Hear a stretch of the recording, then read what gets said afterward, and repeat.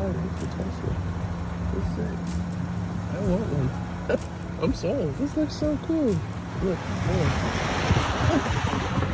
Welcome to Electrified. It's your host, Dylan Loomis. Quick shout out to my newest patrons, Charles D, Ron W, and Carl S. Thank you for choosing to support the channel. The Peterson Auto Museum in Los Angeles, California is hosting its 29th gala October 7th from 6 to 10 p.m. Ticket prices start at $1,750. I'm telling you this because Gregor Truck reportedly got a message from the Peterson Museum saying that at this event, a Cybertruck will be one of the vehicles that will be auctioned off at the gala. It'll be a low VIN unit, one of the first production Cybertrucks. So in case you're looking to spend upwards of $500,000 for one of the first Cybertrucks built, this event may be for you. And I'm sorry, but I am not going to take the bait on speculating what this means, if anything, for actual Cybertruck customer deliveries. We'll just wait and see. In case you missed it this morning, we got Tesla's Q3 numbers. They produced 430.4 thousand and delivered 435,000 vehicles for the quarter, coming in shy of Wall Street's expectations, which ended around 455,000. We've already talked about this all quarter, so I'm not going to dive in. This is not the quarter to do a deep dive for extrapolation of what this means for Tesla's future, given all of the factory shutdowns and upgrades. But I do want to highlight a few things. Number one, James Stevenson was only 59 cars off when it came to the delivery number, so James,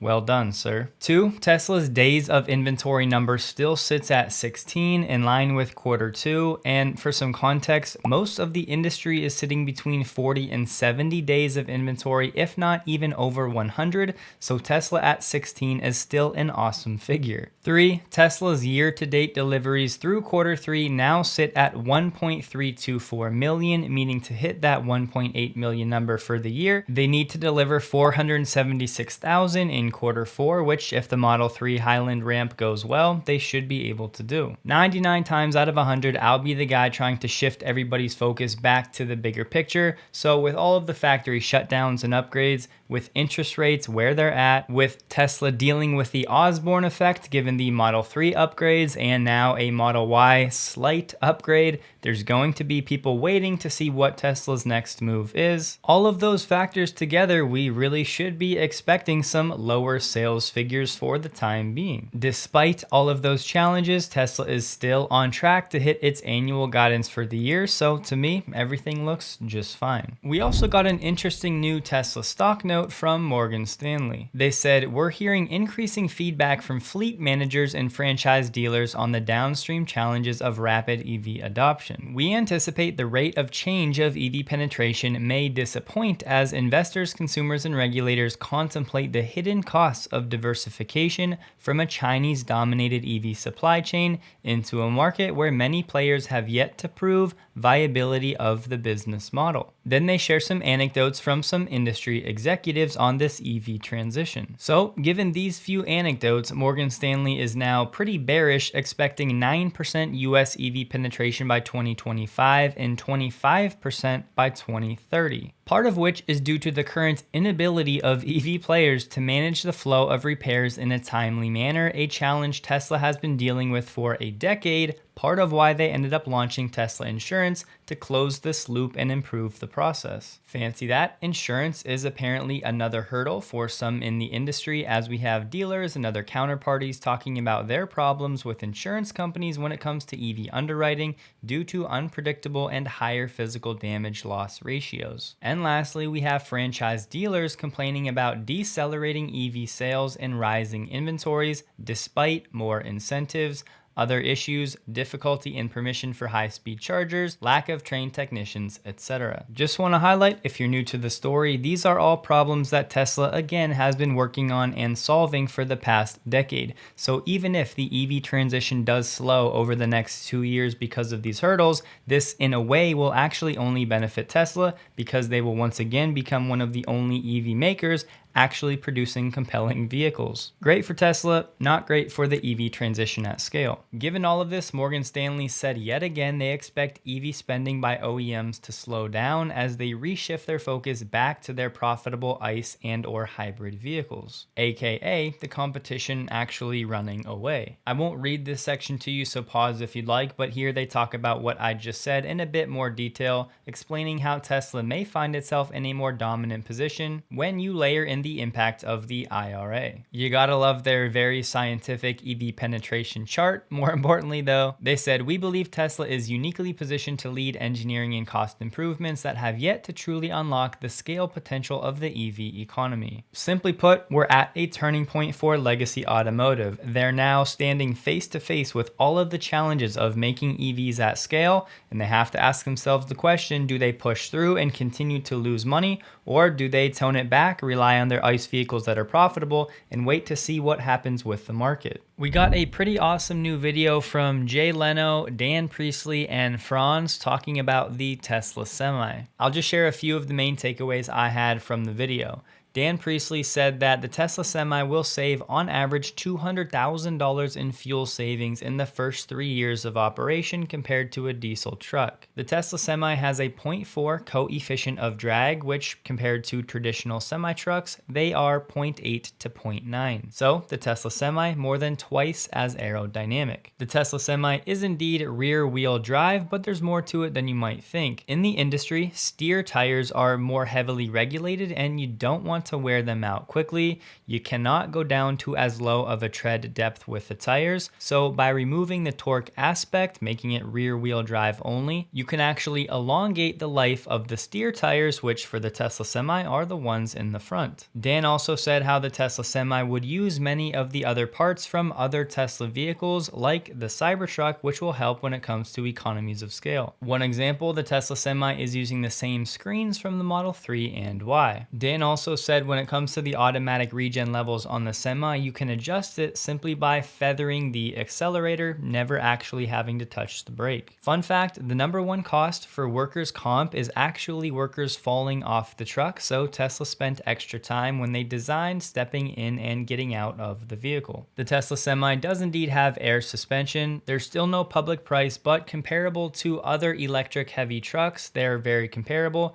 and they focused on having much lower operating costs. In this video, you're looking at Tesla's day cab, which is for delivery routes or regional routes where the drivers go out and then end up back at the same hub every day. They did say, however, Tesla will do a sleeper cab eventually once the charger network is more established. Right now, Tesla is using the Semi to haul battery packs from Reno to California, as well as drivetrains, and they're doing the exact same as what diesel trucks do, the same load, the same route, the same operation. So far, Tesla has made a few dozen, he said 60 to 70, so right now they're collecting data, getting driver feedback, and then they're actually going to make some changes before entering volume production. When it comes to the braking system, they do use air brakes, but it's a brake-by-wire system that they brought over from Europe, which results in much smoother braking. As you can see, they had 3 people comfortably in Tesla's day cab in the Semi. They talked about how the seat reclines more than any traditional truck, and of course you can precondition right from the app. In the future, Tesla will allow more software flexibility when it comes to full screen full-screen camera views for the user interface. Dan said the Tesla Semi's turning radius is the same as the Model 3 and Y, which is pretty impressive. Part of how they can do this, given that there's no engine, it gives them a high degree of wheel cut and maneuverability. The Semi operates in the 800 to 1000 volt range, but they do still use 12 volt and 24 volt brake systems. However, they are considering 48 volts for their next gen Semi. Leno did actually get to tow a low roof Semi. They didn't really tell us much other than they just wrapped up some hot summer testing of that variant. Tesla has not done solar panels on vehicles yet because the cost trade-off is still not worth it. It adds too much complexity and you don't get it back in terms of energy yet. Dan talked a few different times about how with the Tesla Semi, the power is actually dynamically adjusted given the current situation, so it gives the driver the appropriate level of power for different circumstances without the driver having to adjust anything themselves. And given that the average age of truck drivers is over 50, the ease of driving the Tesla Semi, not having to learn the complexities of traditional ICE trucks, could actually attract more drivers to the industry. It was a very positive video. Leno loves Tesla, and honestly, this is some of the best advertising you can do, albeit not official. You may recall last week I told you about the GRVA, which is just the working party working on regulations for autonomous vehicles over in Europe. Well, a long story short, there are some delays. It looks like the draft is going to have to be revised because there is so much to talk about. So the takeaway is we may not see official regulation when it comes to these automated vehicles in parts of the EU until sometime around January 2025. I did check it out, and a lot of this information is coming from a German Tesla forum. So I would not take this as gospel. However, I wanted to pass along for those of you over in the EU, just you may have to be patient when it comes to FSD actually being released over there. The way I'm understanding it, each ADAS driving feature has to be approved before it can be implemented. So autopilot in certain EU regions was first approved. Now Tesla is waiting for new regulations for FSD.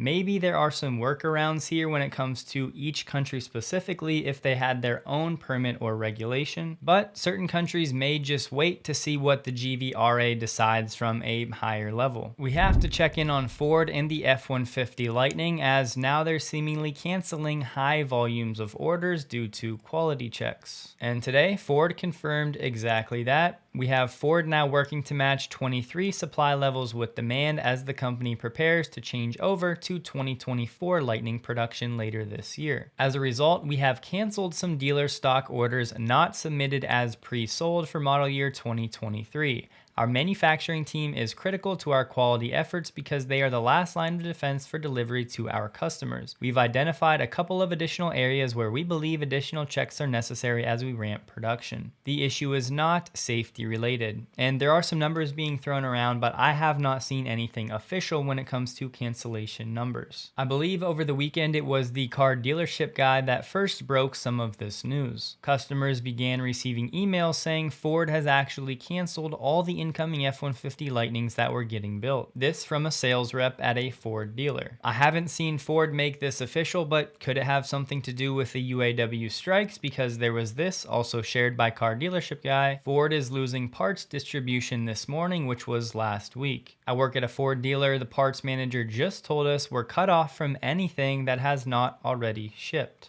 Joe T shared some images of the first verified crash-tested Cybertruck at Giga Texas. So here's one shot. You can see the front definitely crumpled in. It appears as though the airbags have deployed as well. And here's one more look, so tough to really draw many conclusions from this, but exciting to see nonetheless. From Reuters, we got a legal win for Tesla. There were some Tesla owners looking to put together a class action lawsuit when it comes to false advertising of Tesla's autopilot features, but we got a new ruling. A federal judge has ruled this group of owners must pursue their claims in arbitration rather than court. This marks a significant victory for Tesla, as it means the company will not have to face class action claims on behalf of much larger groups of vehicle owners. The more precedents like this that can be set in Tesla's favor, the easier the future will become. According to data from EU EVs, the Model Y is Norway's best-selling car through the first 3 quarters of 2023. In the first 9 months of the year, Tesla sold 19.5 thousand Model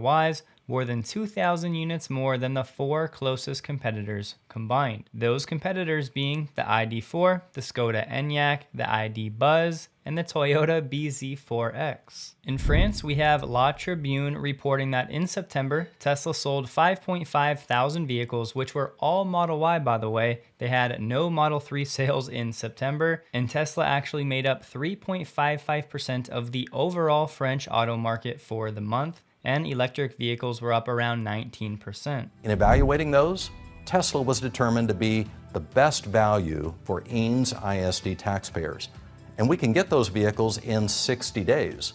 Other traditional makes and models of police vehicles we knew were probably going to take us at least a year to be able to provide to our officers in our new department. And not only that, but the other more conventional police vehicles that might be available to us even after 12 or more months were going to be considerably more expensive than the Tesla models that are proposed to us.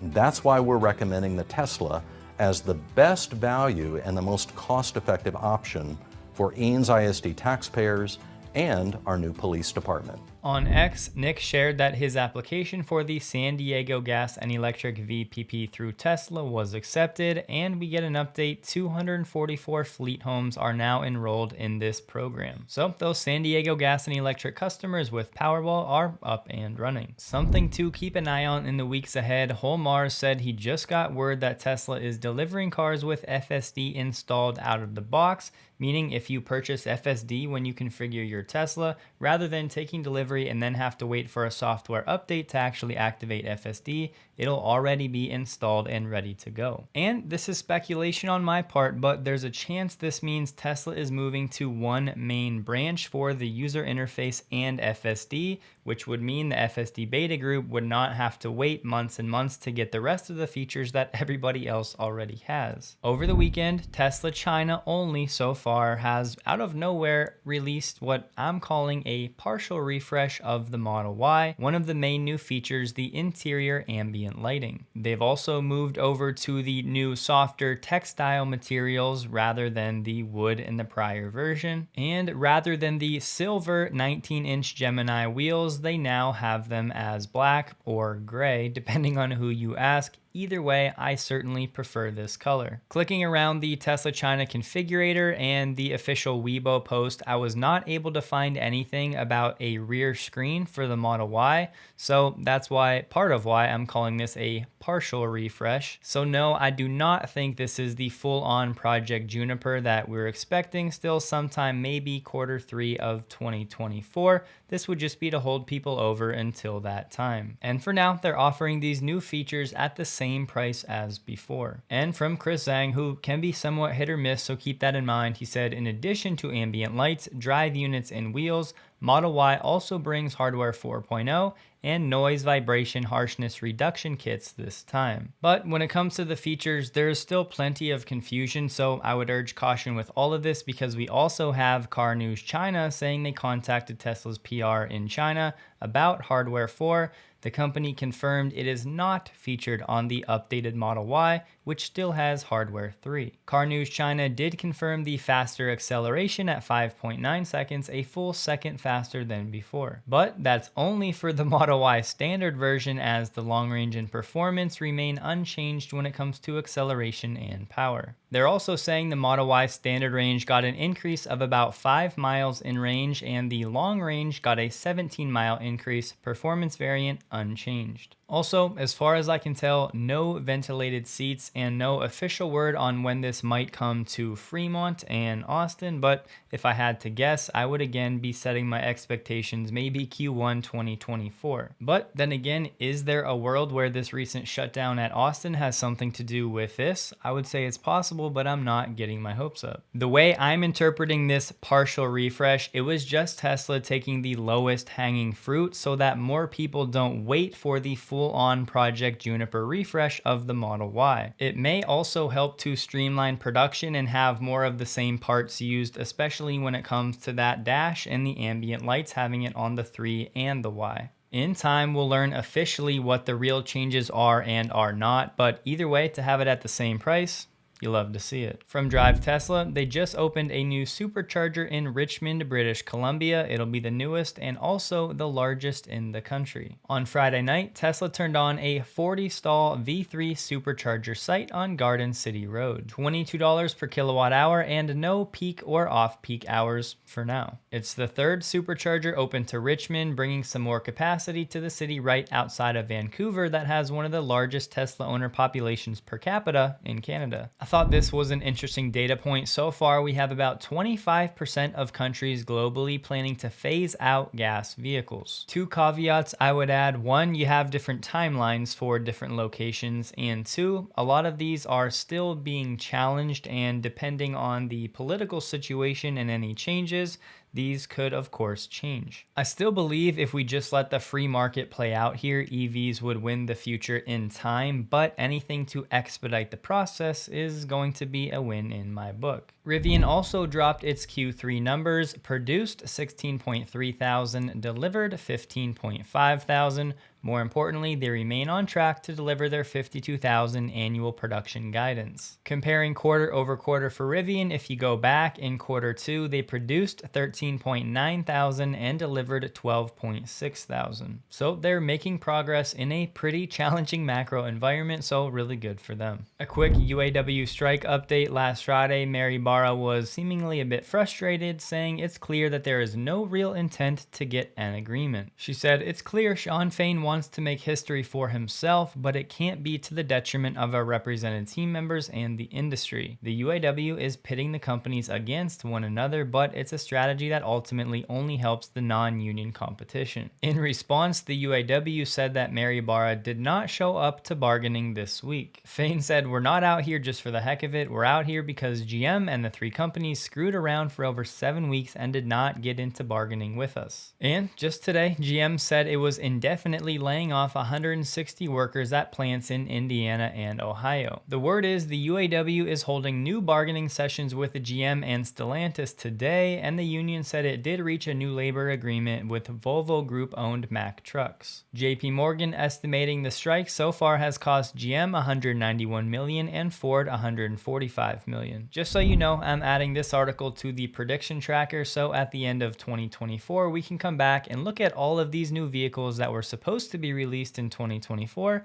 and see how it went. Toyota is still hyping up its new production methods for EVs, talking about 6 radical steps. The overhaul hinges on a host of breakthrough technologies, risky already, but they're based in the Toyota production system, but turbocharged with digital tools for the EV era. Toyota is implementing these new techniques in testbed factories across their Toyota City stronghold in Japan, still promising first deliveries of this new EV platform in 2026. To prove that it's serious, last month Toyota hosted that 2-day tour of the sites that we heard about. Their chief production officer said Toyota is getting its groove back. "We have been late in starting the progress, but we hope to leapfrog ahead of Tesla this way." Toyota execs say the high-stakes transformation is as revolutionary as the shift to unibody from body-on-frame vehicles a decade ago, and their success is anything but guaranteed. But they're still throwing around wild claims like this new EV architecture will require half the investment and development resources,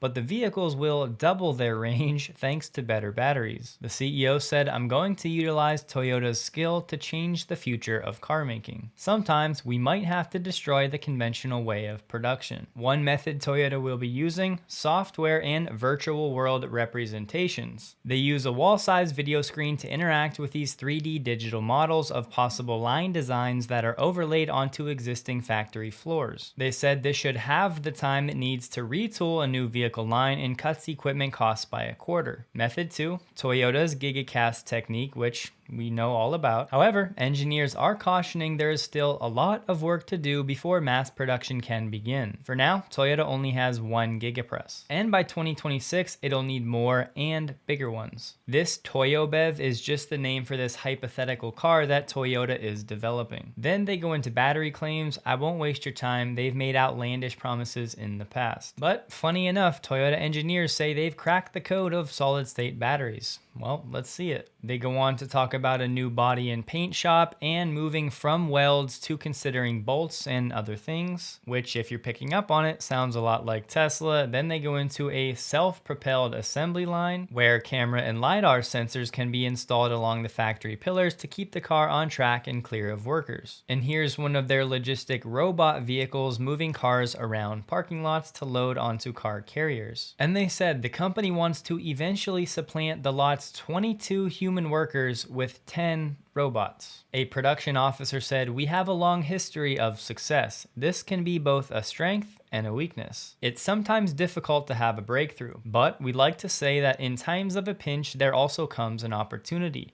This is a big turning point in our competitiveness." Apparently, finally they realized they need drastic changes to remain relevant. Now the question over the next few years is, can they execute? Remains to be seen. BYD also reported delivery figures for today, and their Q3 sales for pure electric vehicles 431.6 thousand, just shy of Tesla. Sometimes we just have to give a company their flowers. BYD has been growing incredibly fast, and that's great for them, but we have to remember they're playing in the affordable EV market where Tesla has nothing. So again, this comparison really is not apples to apples. Not taking anything away from BYD, it just is not a great comparison. And here are some great charts highlighting the pure BEV sales comparison between Tesla and BYD. Just keep all of that context in mind. And just to prepare everybody, given that Tesla is not going to have that more affordable EV, most likely for another 2 to 3 years, BYD is most likely going to surpass Tesla in full BEV sales. It could happen as soon as Q4 of this year. We just have to remember BYD's average sale price may be almost half of Tesla's, and we have to keep profits in mind, which we should hear from BYD in a few days. Awesome accomplishment from Starlink. It's now available across the entire United States. Hope you guys have a wonderful day. Please like the video if you did. You can find me on X, linked below, and a huge thank you to all of my Patreon supporters.